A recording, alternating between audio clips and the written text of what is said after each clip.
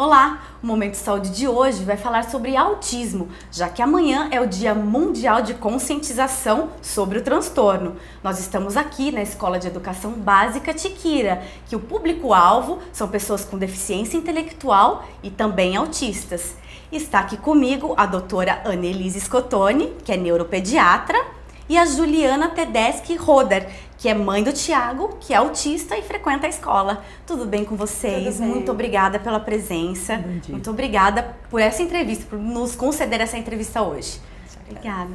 Doutora, vamos informar quem nos assiste o que é o autismo.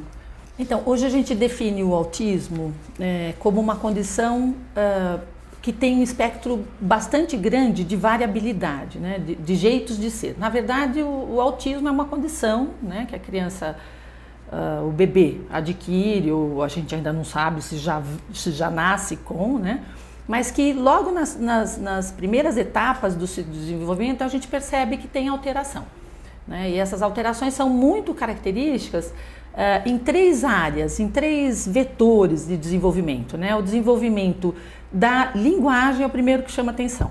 Então, a criança que atrasa para falar, para se comunicar, tanto verbalmente como na comunicação não verbal, né?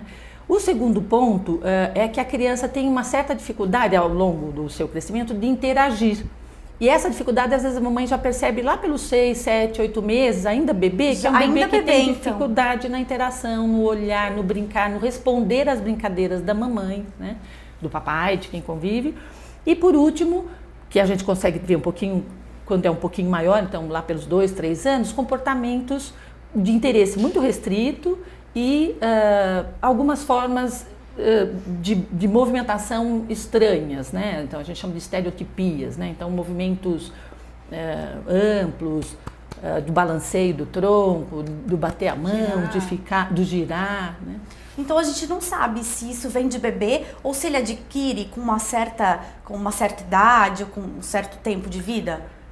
Então, na verdade, assim, a gente não tem o diagnóstico da origem do autismo. O que a gente sabe é que o autismo, este comportamento, está presente em vários bebês com histórias diferentes de vida. Então, um bebê, uma gestação foi tranquila, um parto tranquilo, você faz todos os exames de imagem naquele bebê, ele pode ter o desenvolvimento do comportamento da criança com autismo. E, eventualmente, um outro bebê que tem uma historinha de prematuridade, de falta de oxigênio nos primeiros meses, uma síndrome genética, este bebê também pode ter as características do comportamento do autismo. Então, a gente considera que o autismo é uma síndrome clínica, né? Assim, é o comportamento que vai definir se ele tem o autismo. A etiologia pode ser variada. Hoje, então não se sabe uma causa específica, não existe uma causa específica para saber. Não está definida ainda. Porém, a maior parte das pessoas com autismo tem a forma idiopática, a forma que a gente não consegue identificar qual foi a causa.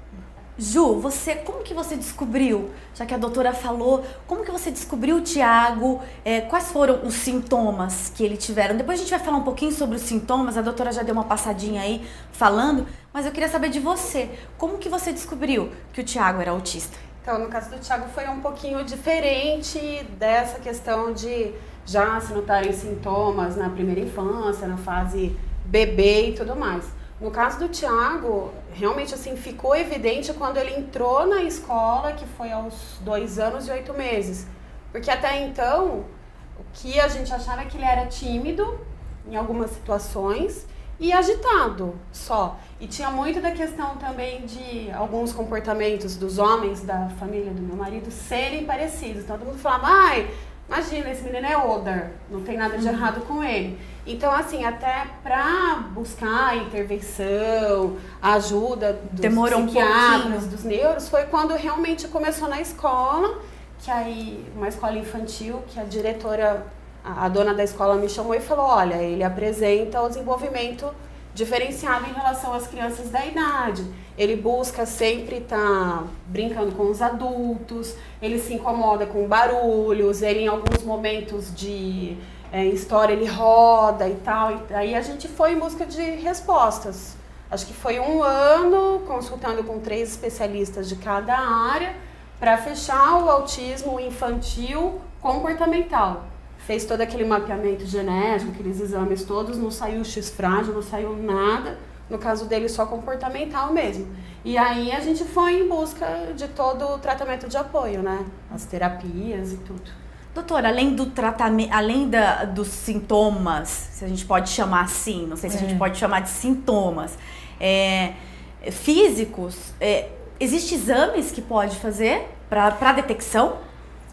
Então, hoje, como a gente não tem um diagnóstico etiológico, não existe um marcador, a gente não consegue fazer nenhum exame que vá definir. Então, o diagnóstico é feito através da observação, da anamnese, da conversa com os pais ou de quem cuida desta criança, relatando. Os educadores são grandes, foi assim que me esclareceu. Aliados, grandes parceiros, porque é isso mesmo. Na hora que a gente coloca, às vezes são detalhes simples, puxa alguém da família, a criança tem só uma irmãzinha que é bebezinho ainda, então, às vezes mamães de primeira viagem, né? Então, mas a hora que a gente coloca na escola e aí, então, o educador identifica de 20 crianças que aquela criança tem um comportamento diferente das outras crianças, né? Então aí nós vamos buscar qual é a origem disso. Mas é porque tem graus também, o autismo tem graus. Exatamente. Se fala, como a doutora falou, em espectro. Isso. Como que funciona isso? Só pra gente entender um pouquinho melhor e poder situar. Assim como é na vida humana, né, no ser humano, a gente tem habilidades super variadas, né? Então a criança com este comportamento também tem grande variabilidade das suas expressões. Então a gente fala disso como espectro, né? Eu acho isso, apesar do nome bem ruim de dizer, mas assim, eu acho interessante, é didático no sentido de entender essa diversidade deste comportamento.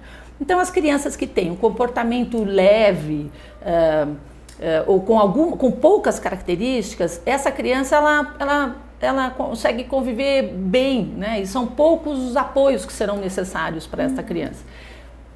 E outras vezes a criança, o jovem, né, tem um comprometimento mais grave, muitas vezes associado à deficiência intelectual, e aí o apoio tem que ser bastante intenso, né? E aí seria um tratamento até multidisciplinar, então, porque são vários profissionais envolvidos, né, Ju? Você falou que quem detectou foi a educadora, né? Daí a gente foi pro neuro e pro psiquiatra. Aí a neuro fez a parte dela, dos exames, tudo, e encaminhou pro psiquiatra. Aí ela fez toda a anamnese dela e diagnosticou. Aí a conduta foi o tratamento multidisciplinar. Foi onde eu conheci a Cristiane, a Gisele aqui, né, a Tia Kira, que tem essa parte de terapia. A fono, a terapia ocupacional, e hoje também ele faz fisioterapia e outras condutas aqui, né?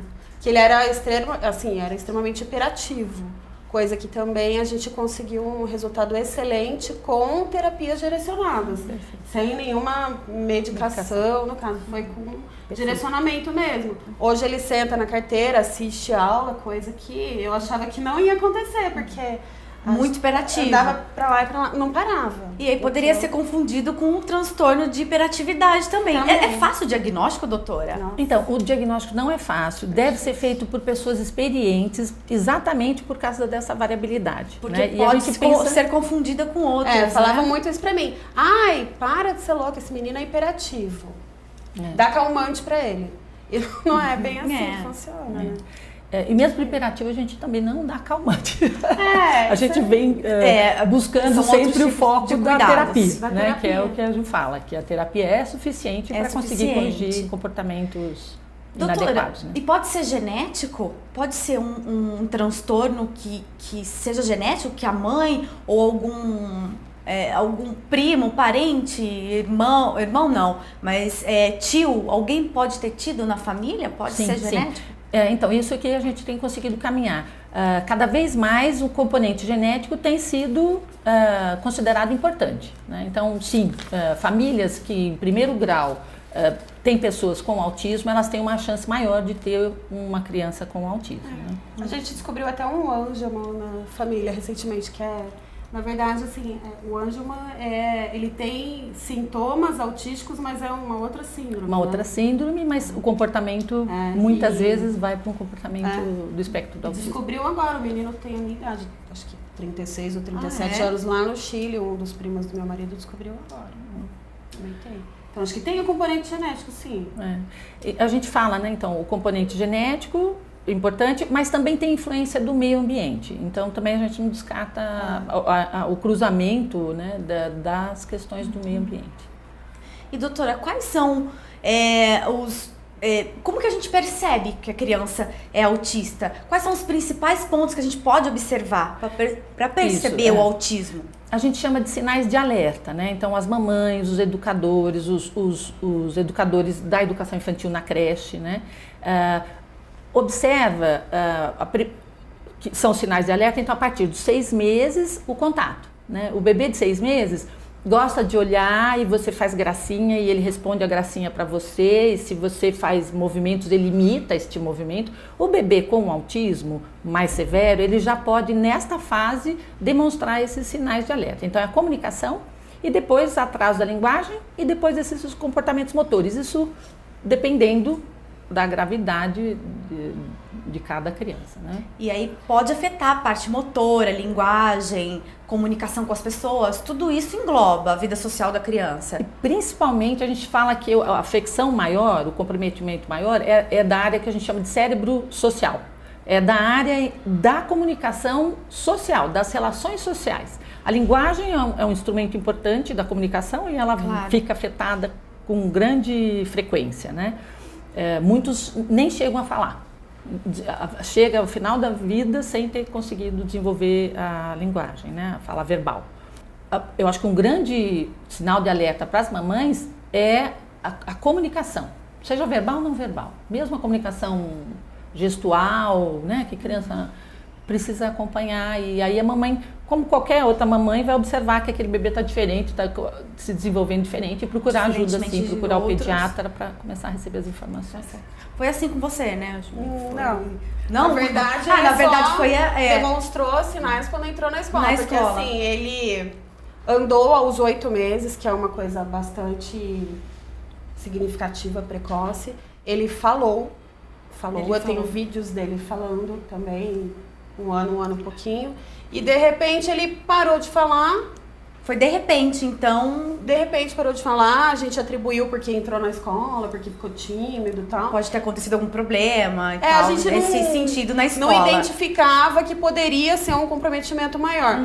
Tem algumas literaturas que falam o tal do autismo regressivo, mas eu acho que isso não... Não, então, um terço... Sim, Ju, um terço das crianças, as mães referem esta involução. Os pais referem. Então, que adquiriu algumas palavras e aí 1 ano e meio, 18 meses, 24 meses, regride o que ele tinha ganhado, ele perde do ponto de vista da aquisição de linguagem. É assim, um terço então, tenho medo de falar nisso porque eu não sei da parte médica como é que é. E aí ele teve essa retração e teve um problema de ouvido junto também, que acabou colaborando. Então, quando as crianças têm que estar ouvindo para repetir, ele estava com o tímpano obstruído, fez uma cirurgia e tal. E agora ele está num período de ganhos, que a gente faz a fonoterapia há bastante tempo e tal. Ele tem uma resposta comunicativa diferente, mas ele teve um momento de retração, que foi bem significativo também. O Momento Saúde vai para um breve intervalo e já voltamos falando mais sobre autismo no segundo bloco.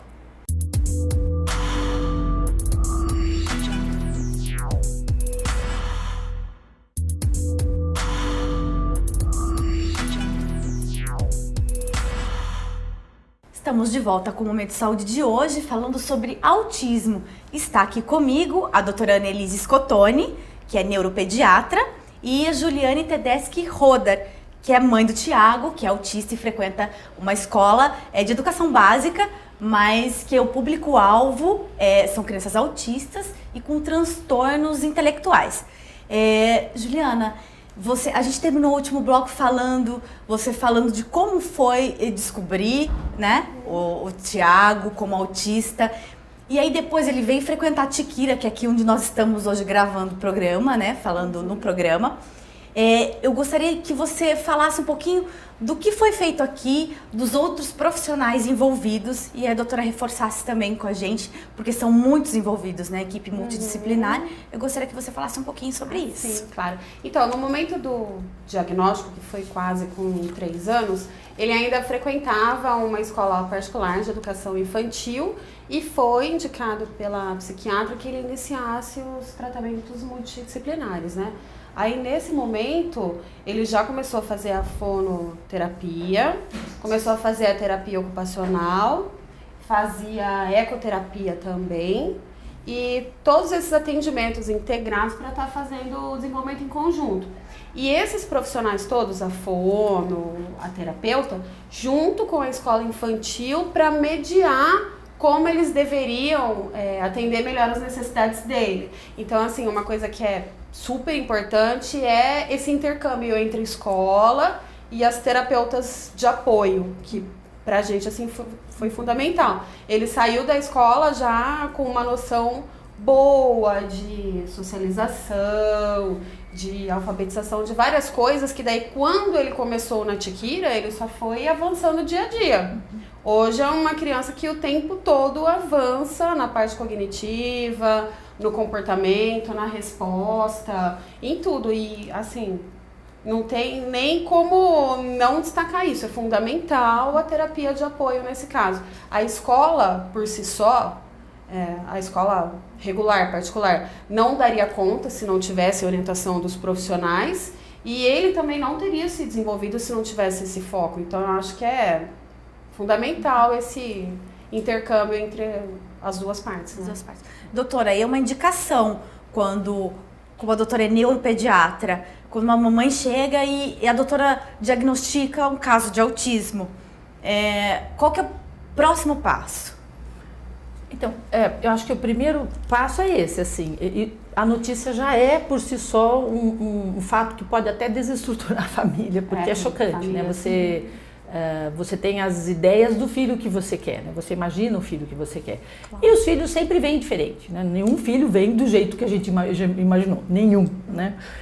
Mas quando a gente observa o comportamento do autismo, isso provoca uma angústia bastante importante na família. Então, acho que o primeiro passo é dar continência para essa família, entender que existe vida, né, no mundo adulto das pessoas com deficiência, né? Assim, nós temos caminhado muito no Brasil, especialmente aqui em Campinas, né, com as políticas públicas, investindo para que a deficiência saia do indivíduo, né, e vá se transformar como apoios na sociedade. Então, a sociedade é que tem que derrubar as barreiras que ela criou, né, para essas pessoas com deficiência. Então, todo mundo tem que conviver com a pessoa com autismo, as escolas, os amiguinhos têm que conviver com a pessoa com autismo, né? As famílias têm que sair, não tem que se isolar, né? Então, esse é um dos motivos que a gente tem o dia 2 de abril, né? Que é para exatamente conscientizar a sociedade de que as pessoas são diferentes e a gente tem que saber conviver com todos, né? A tolerância, a cultura de paz, né? Hoje a gente fala muito disso por outros aspectos, né? Então, as pessoas com deficiência é a mesma coisa, né? Com relação à equipe multidisciplinar, então eu acho que reforçar isso, que o diagnóstico é feito por pessoas experientes e ouvindo muito a família, né? Assim, a anamnese é com a família, não é a medicina que faz o diagnóstico, quem faz o diagnóstico é a família, é fundamental. Né? Fala, olha, esse meu bebê não está bem. Às vezes ela reclama para o pediatra fala, não, ele é hiperativo. Então, assim, dá importância para essa informação e acompanhar, claro. Às vezes é uma preocupação excessiva, às vezes não é, né? E o diagnóstico, muitas vezes, no autismo, como é uma alteração de comportamento, é necessário tempo. Então, às vezes a gente não consegue fazer naquele momento, mas avançando mais e com o apoio dos educadores, a gente consegue fechar essa avaliação. O diagnóstico. Né? O tratamento, eu considero sempre que ele é indicado nas pessoas sempre, né? Quando este comportamento nosso traz impactos negativos na nossa qualidade de vida, né? Então, se é um autismo leve, que tem só uma questão de comunicação, ele não precisa de uma equipe multidisciplinar. Às vezes o apoio e o conhecimento da família, o apoio da fonoterapia é o suficiente. É o suficiente. É aquilo que eu digo, assim, os apoios é que serão diferentes conforme a gravidade. E né? como a gente já disse também, as crianças são diferentes, os graus são diferentes, como nós dissemos anteriormente. Né? E os filhos são diferentes. Eu vejo muito isso, assim, a gente trabalha com escola de pais, né, assim, com crianças com autismo. Então, às vezes, as famílias só falam pra gente do autismo, autismo. Eu falei, mas não é o João que é assim? Exatamente. Seu marido não era assim? Ele não puxou alguma coisa do seu marido? Ele não é... Disse tudo, agora é uma coisa que sempre eu tô falando, escuta, a minha filha que não é autista faz isso, por que você tá falando que ela desarrumar a gaveta é porque ela é autista? Isso. Entendeu? Então, assim, tem uma certa confusão. Exatamente. Então, a gente tenta trazer a criança de volta, né? Porque depois do diagnóstico do autismo só fica o autista. O autista, fica saindo, né? Então sai essa condição, porque o Joãozinho tá lá, o Thiaguinho tá lá, e ele é filho do casal, ele é neto daquela família, claro. Né? Volta pra criança de novo. Voltar pra criança, realmente. E some com esse diagnóstico, porque é uma questão comportamental, ele não tá doente. É o jeito dele ser. Isso também é importante. Ele não está doente. Todo mundo fala, ai, coitada, né? Tem um filho doente. Isso. Não, eu não tenho um filho doente, eu tenho um filho com uma síndrome comportamental que é completamente tratável, é uma criança que vai evoluir não é? Avançar. Ela pode evoluir dentro de todo o contexto, né, que ela vive, ela pode evoluir. Né? Então, o autismo, ele não é uma condição progressiva do ponto de vista da citoarquitetura neurológica, ele não piora. Agora, o comportamento a gente vai adquirindo, ou adquirindo comportamentos inadequados, porque a gente também adquire o comportamento inadequado. Sim. Então, precisa, a abordagem muito importante, é o que a gente fala na área e isso é fundamental, Julianas, né? O apoio multidisciplinar com projeto terapêutico individualizado. Não dá, e a mesma coisa eu digo na escola, projeto educacional individualizado. E eu digo isso que é para todas as pessoas. Personalizar para aquela criança, né? Eu precisava de um projeto educacional individualizado e terapêutico individualizado em algum momento da vida, né? Somos pessoas únicas, então tem que caracterizar. Exatamente. Cada vez mais a gente tem que desenvolver essa cultura na educação, porque hoje não tem. Com certeza. Não tem. Às vezes uma criança aprende melhor vendo, outra criança aprende melhor ouvindo. Tem criança que vai precisar, sei lá, de um outro tipo de reforço. E as escolas não veem isso, né? Não vê assim, né? A maioria não vê assim. A maioria, não estou dizendo que são todas, né? Que não tem essa movimentação, mas você vê que assim, o que é colocado é todo mundo naquela caixa, todo mundo naquele padrão. E às vezes esse padrão não atende. E aí? Às vezes tem que ter o empenho da família, dos profissionais todos. E muitas vezes isso não ocorre. Tem famílias que optam por aquela condição de luto permanente e acha que, sei lá, a escola que dê jeito, ou então que dê uma medicação, e não é bem assim.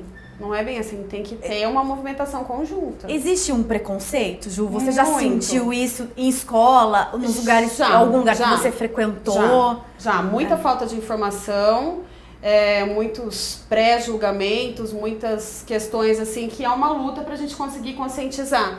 Tipo, tá na fila do supermercado.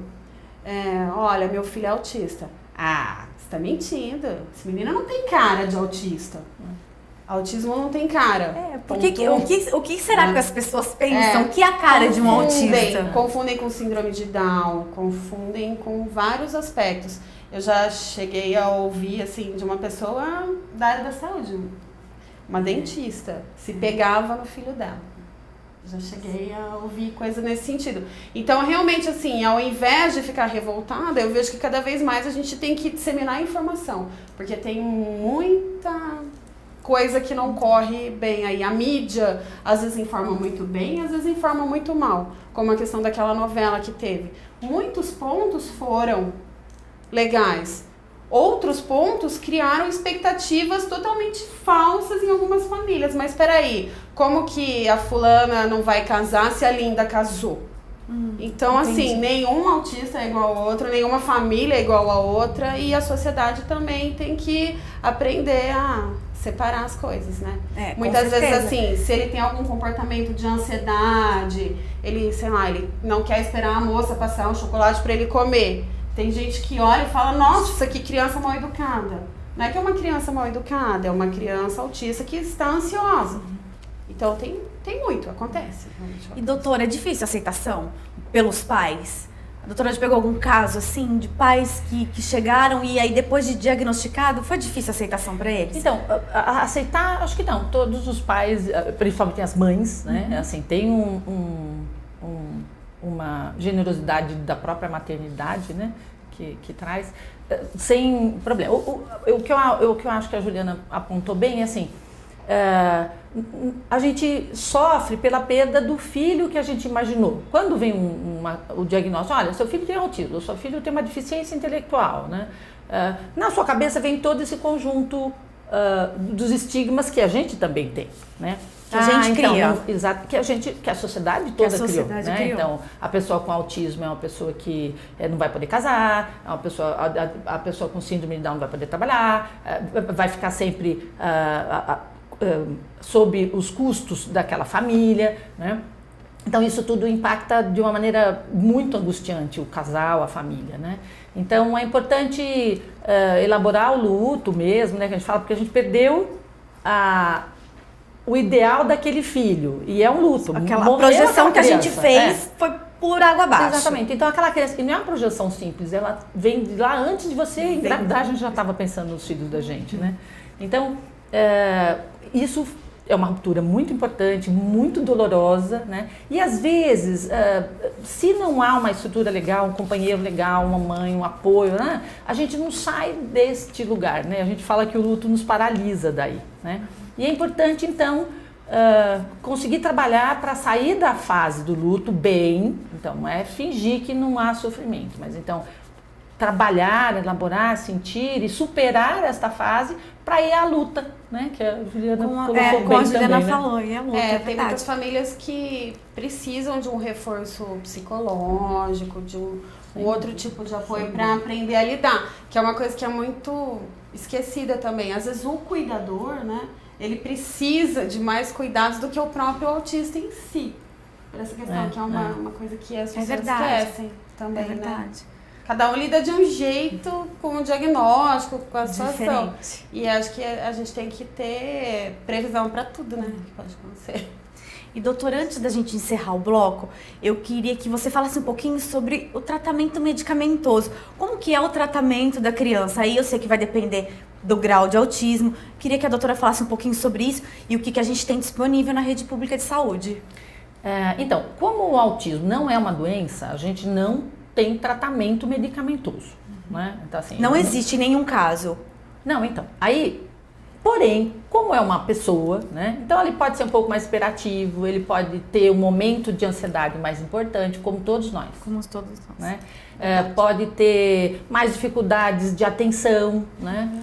Isso tudo a gente faz sempre, a abordagem inicial e primordial é com a equipe terapêutica, é com a mudança do modelo de educação, né? Assim, do processo formativo. E aí sim, a gente precisa conversar muito e descobrir muita coisa com os pais e os pais com os terapeutas, né? Sobre aquele indivíduo, sobre aquela criança. Então, a primeira abordagem é sempre essa e resolve a maior parte das dificuldades. Só que ela é lenta, né? Assim, são processos terapêuticos de longo prazo. Em alguns momentos você tem que lançar mão de algumas medicações, porque aquela fase, aquela hiperatividade, aquela desatenção, aquela ansiedade ou distúrbio de sono, essas crianças com frequência têm dificuldade para dormir, né? Então isso pode agravar, né? Se você, Juliana, não dorme, você não vai ficar bem. A criança, Tiago, se não dormir, também não vai ficar bem, né? Então aí a gente faz as abordagens medicamentosas como para qualquer outro indivíduo. Então só a única coisa é o cuidado de identificar se há necessidade ou não, e isso a gente faz a discussão junto com a família para fazer a opção da medicação ou não. E disponível no Sistema Único de Saúde, o que a gente tem, já que a doutora tem, né, bem engajada aí, trabalha no sistema, eu gostaria que a doutora falasse sobre isso. Isso. O ano passado, na Secretaria de Saúde, nós fizemos a primeira plenária para discutir as políticas públicas do município, né? Então, nós tivemos a parceria das 3 secretarias, da assistência social, da educação, da saúde e da pessoa com deficiência também. Nos unimos junto com os pais e mães e elaboramos uma cartilha que está no site da prefeitura. É um manual, né, que tem lá as informações de saúde, educação, assistência, seguridade, né, assim, para os indivíduos com autismo, né, crianças e indivíduos. Então, a porta de entrada no sistema público, se a mamãe tem alguma suspeita, o próprio educador às vezes tem a suspeita, conversa com a família e recomenda que converse com o pediatra, a mamãe tem que buscar a porta de entrada do sistema de saúde, é a unidade básica de saúde, né? Então, procurar lá o pediatra, né? E a partir das observações do pediatra, se houver necessidade de outros pontos de atendimento, Campinas tem, né? Então, nós temos os equipamentos de especialidade, neurologista, psiquiatra, neuroinfantil, né? E também a gente tem os CAPs, que são pontos de referência com equipe multidisciplinar, que também estão sendo, estão se aprimorando, né, no atendimento e no tratamento das pessoas, das crianças e jovens com autismo, né? Então, a Campinas também dispõe, com apoio da Secretaria de Saúde do Estado, do Governo do Estado de São Paulo, ela tem alguns pontos de atendimento intensivo, que estão destinados mais para indivíduos que necessitam de apoio mais intensivamente. Então, são períodos longos, 20 horas de acompanhamento, às vezes 40 horas de acompanhamento com equipes multidisciplinares. Então, aqui em Campinas é a DACAMP e acho que em breve vamos ter outros pontos aí de atendimento, financiados todos pelo SUS do Governo do Estado de São Paulo, né? Tá joia, doutora. Eu vou me despedir de você agora nesse bloco, porque no terceiro bloco vem a Cristiane Pires, né, que é diretora aqui da escola. E eu gostaria que a doutora se despedisse das mamães aí que vão assistir o programa e falasse para que elas não se preocupem, que tem bastante vida aí para esses filhos com autismo ou com qualquer outro tipo de transtorno. Isso. Então, na plenária, a primeira foi financiada pelo Ministério da Saúde e, assim, o primeiro link, o primeiro mote nosso era assim: autismo, a vida adulta é possível, né? O mundo adulto é possível. Então, assim, confiar, talvez não seja naquele modelo que a gente imaginou para o nosso filho, mas nunca será. Né? Qualquer outro filho não será. Não será, você quer que verdade. Ele faça engenharia, ele vai fazer teologia, né? Você quer que ele faça medicina, ele vai fazer bateria, vai estudar música. Então, assim, entender, né, que a vida caminha, mas que existem apoios, que as pessoas não estão sozinhas, né? Isso eu acho que é fundamental. Campinas oferece uma rede importante de apoio, tanto na área da saúde, quanto na área da assistência, quanto na área da educação, né? Só que a gente precisa sempre dar a contribuição da sociedade civil, né? Acho que não caminha nada se outras mamães como a Juliana não tivessem feito tanto, se dedicado tanto, né? A própria lei Berenice Piana, né? Que consagra, que identifica o autismo como uma deficiência e então coloca esta pessoa partilhando dos direitos, todos os direitos das pessoas com deficiência, a gente não tinha conseguido avançar tanto, né? Então, se não são essas mamães maravilhosas e todo mundo junto, né? É verdade. A gente não avança. Então, não estamos sozinhos, ninguém, né? Esse é o recado. Busquem apoio. Então tá bom.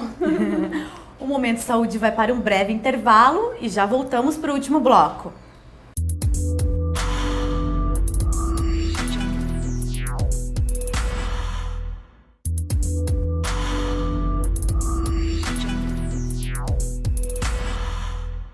Estamos de volta com o Momento Saúde, falando hoje sobre autismo. Nesse terceiro bloco, quem vai fazer companhia pra gente agora é a Cristiane Morelli, daqui da Escola Tiquira, onde nós estamos fazendo o programa hoje.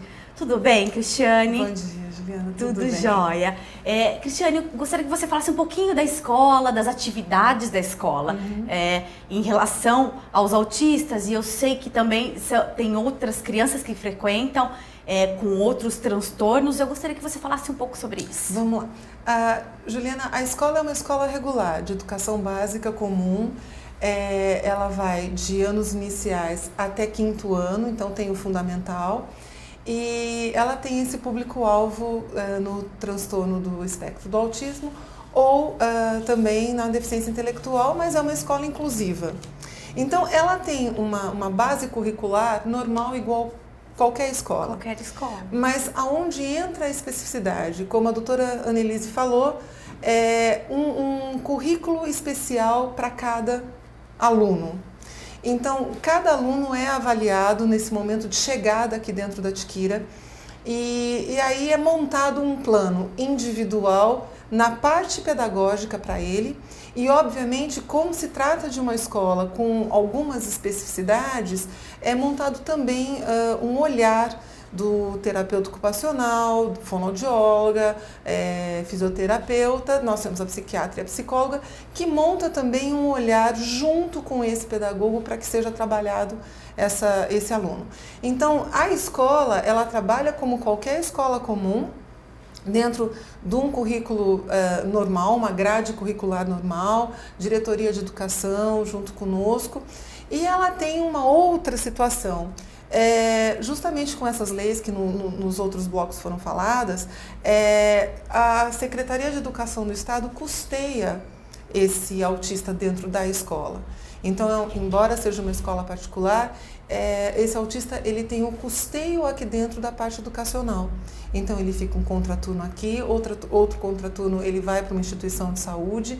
Então, ele fica com tudo isso podendo ser trabalhado. E ele tem a vantagem também de que a própria Secretaria de Educação do Estado custeia o transporte. Então, isso para o autista foi um grande ganho aqui dentro. Foi um grande passo, então. Sim, sem dúvida. E, Cris, como que se dá esse tratamento multidisciplinar? Você tem todos esses profissionais disponíveis aqui na escola? Eles todos fazem parte desse plano pedagógico do aluno. Nós somos escola, então nós trabalhamos uma grade curricular. E português, matemática, nos anos iniciais com arte e educação física, que daí são professores diferenciados. E a partir do terceiro ano já começa então com geografia, história, e esses terapeutas, eles entram dentro deste projeto. Numa necessidade de individualização, isso acontece, mas dentro do projeto do professor, dentro desse projeto pedagógico, essa equipe multidisciplinar trabalha junto com o aluno. Uma vez por semana está o terapeuta junto com o pedagogo, trabalhando com a sala de aula. É uma sala de aula pequena, é uma sala de aula formada só com 8 alunos. O pedagogo, a pedagoga, no nosso caso, que a grande maioria aqui é mulher, essa pedagoga ela é o eixo central dessa aula, né?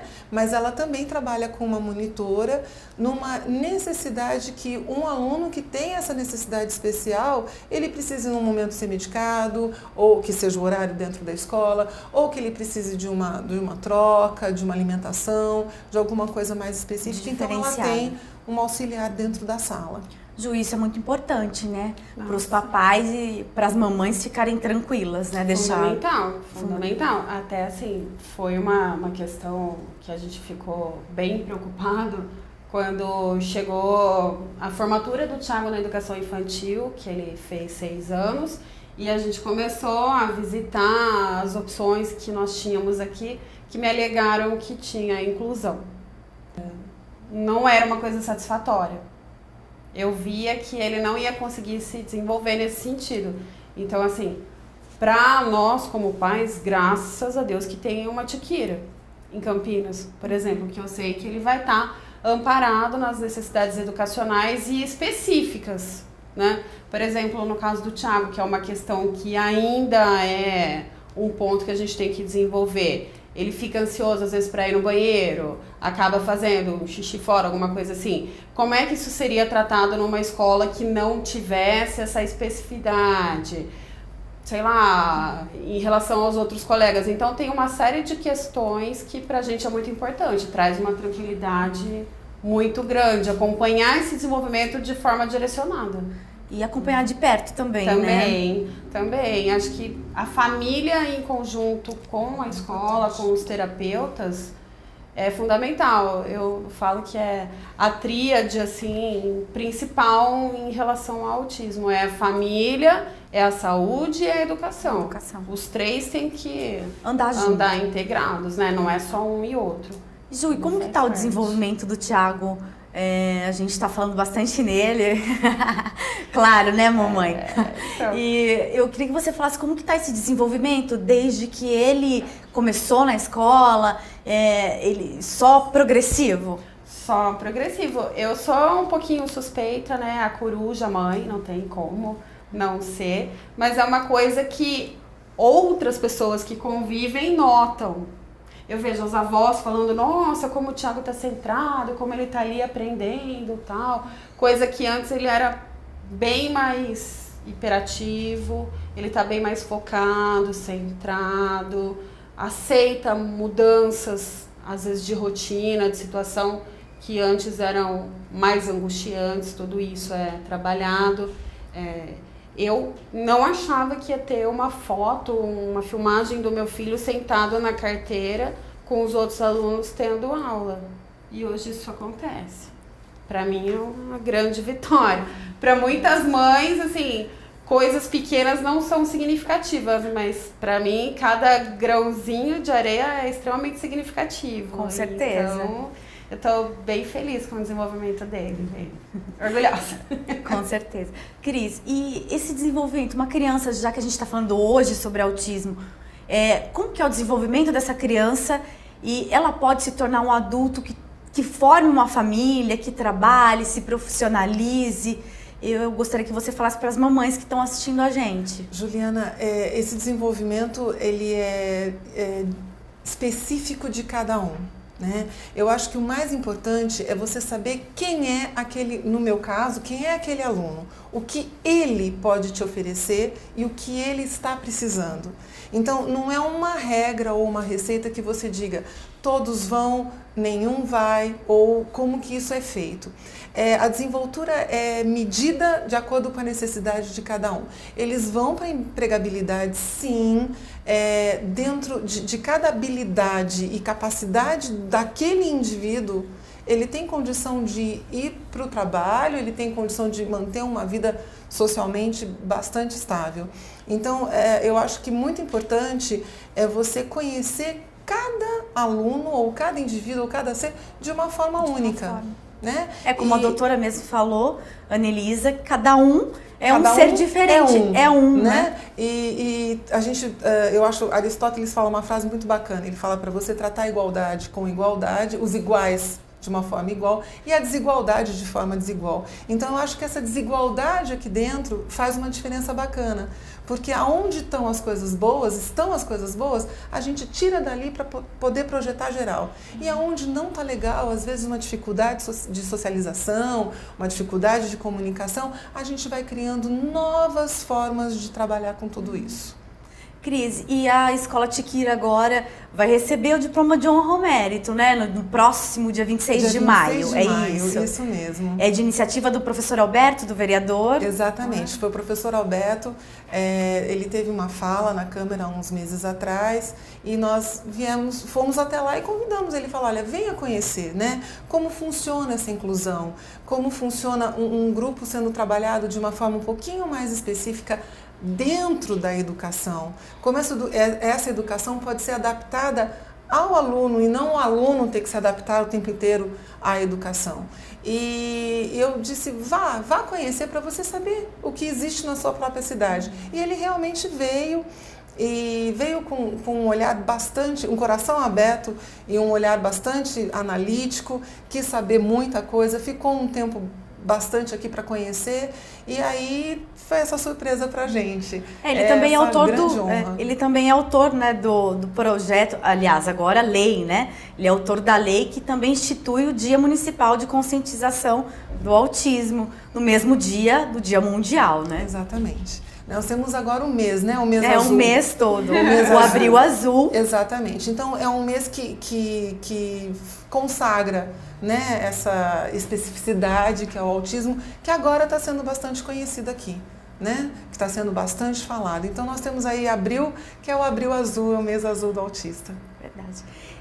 Ju, para a gente encerrar esse bloco, eu gostaria que você falasse um pouquinho sobre o seu livro, né? Porque você é bem engajada nesse tema, né? Pelo Tiago te colocou aí numa luta brava, né? Ah, com certeza. E hoje passa a não ser mais só por ele, só sobre ele, né? Passou a ser um assunto que eu me dedico, estudo bastante para trabalhar em conjunto com a saúde, com a educação, com tudo que envolve a síndrome. Eu tive um primeiro em formato de e-book que se chama Inspirados pelo Amor, que está na editora Saraiva, que é mais em relação à história dele, como foi toda essa nossa trajetória.